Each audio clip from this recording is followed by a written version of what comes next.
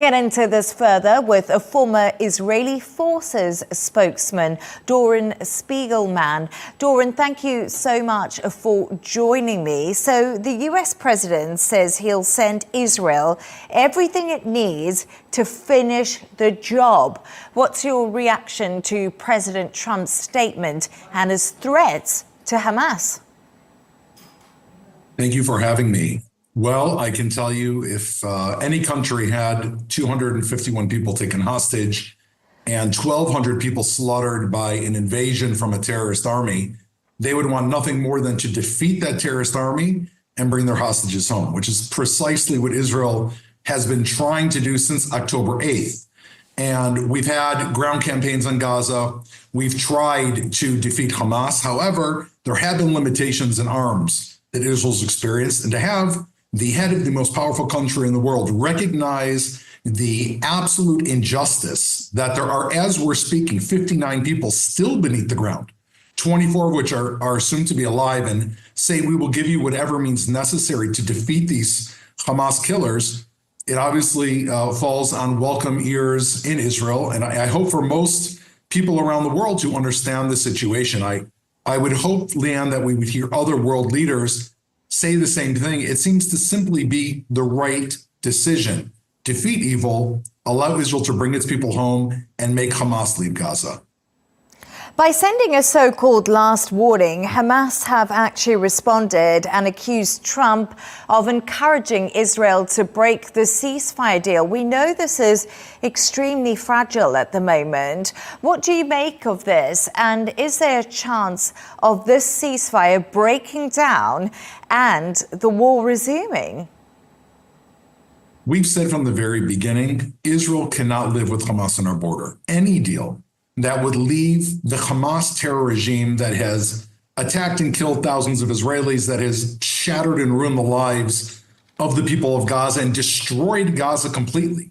Not to mention diverted all of that money that came in from the Gulf states, from the United States, the UN, into tunnels underneath the ground and held that civilian population hostage. Any deal that leaves Hamas in charge is something Israel cannot live with, which I think is perfectly understandable. And of course, Israel insists on this. And therefore, at this stage of the deal, Hamas is not willing to leave the Gaza Strip, to lay down their arms. Israel has said since October 8th, all Hamas had to do was lay down their arms, give up, return our hostages, and we would never have entered the Gaza Strip. So therefore, we're at the end of phase one, heading to phase two, and there's no sign that Hamas is willing to admit what they did was wrong and to leave Gaza. Until that happens, Israel cannot agree to any situation that would keep a terror regime just a couple miles over our border.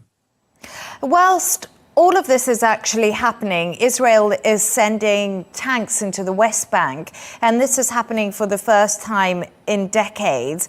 What kind of message does this send to the rest of the world when it comes to peace and negotiating the second phase of the ceasefire deal? I think that Israel has been very, very clear. Israel has lived with a very complicated situation for many, many years. There are Palestinians and Jews that are living in the West Bank, Judea and Samaria. When those Palestinians that are associated with Hamas cross into Israeli territory and gun down families, two young men that were driving their car that stopped at a crosswalk that were killed at point blank range, buses, 5 of which blew up just a few weeks ago, families that have been killed even this week in Haifa, in the middle of Israel, a Jewish Arab city where people were killed, soldiers run over, an old man shot. When this is what is emanating from the West Bank, I think Israel's sending a clear message. Terror will not be tolerated, and we would hope that anyone around the world that wants to understand peace and terror do not go together. In order to have peace, you must have strength to prevent terror. We can see the same thing playing itself out in many other regions of the world. Peace doesn't come by negotiating or being friendly to a terrorist who wants nothing more to kill you. You have to have, on one hand, strength, and on the other hand, hope that strength will establish a situation where ultimately, without terror, we can establish peace. But strength comes first. Strength comes first, indeed. But President Trump has met a group of recently released hostages at the White House. 5 U.S. citizens are still being held captive by Hamas. Could a stance help or hinder the return of these hostages and the remaining hostages that have been held? Leanne, it is a great question, and I wish I had the clear answer. All of our hearts break for the people that are in Gaza, and all we want is to bring these people home. And therefore, you're asking the right question, and no one is really sure of the answer. Is it via some type of conciliation that would bring them home? Well, we've done that. We've had a ransom. The first phase was a ransom where we released back into Gaza and back into Judea and Samaria 1,000 Hamas terrorists, 350 of which carried out attacks in their blood on their hands. I mean, that is the cost of trying to bring people home. The second phase requires even more killers and murderers to be released on the street. And so obviously, in the rare chance we would get people back, you're allowing murderers to go out. I think what President Trump is saying is he's clearing the table. He's saying there's a simple formula here. There's a right and there is wrong. It is wrong that Hamas invaded Israel. It is wrong that they took the hostages. And the only thing that is right is that they immediately return them and leave Gaza. It's a very simple answer, and I think that it is what needs to be listened to. Anything else is simply Israel being blackmailed by a terrorist entity so that we can try to pull whoever's left alive, and many of them have been killed, out of the dungeons of Gaza. I just want to bring you back to another point that we were talking about earlier. And Israel has imposed a total blockade on all goods entering Gaza, demanding that Hamas release the hostages. But since the start of Israel's war on Gaza, at least 46,700 people in Gaza have been killed. This is becoming something that needs to end really quickly. And how do you think that you're going to find peace? Because this is what Donald Trump wants. He wants the killing to stop. He wants it to end quickly. Do you think that you can get to a position where you can negotiate peace?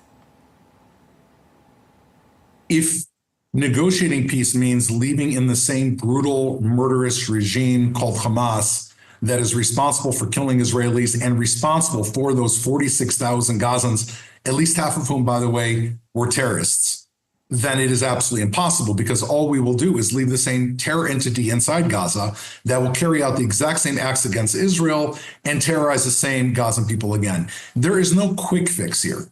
The only fix here is to uproot a problem that has metastasized over decades, that has implanted itself inside Gaza, that has brainwashed the population, has held them hostage, has created the largest underground terror network in any single place in the world, launched the deadliest attack on Israel. The only answer is going to be to uproot that cancer, remove them, and reset the entire area. Nobody wants to have to go through this, but this is what has to be done to start a new life for the Gazan people. I think President Trump is very bold and courageous for making this plan. People are afraid to make change. It's been the same plan again and again and again: appease Hamas, conciliate with Hamas. And the result is that we now have thousands of Israelis dead and thousands of Gazans dead. We have to make the difficult decision, Leanne, to go in and finish the problem. And there is only one way of doing it: unconditionally destroying Hamas. If they remain in Gaza, it is a threat to Israel, it is a threat to the people of Gaza. Doron Spielman, former Israeli forces spokesman, thank you so much for your insights this evening. Thank you for having me.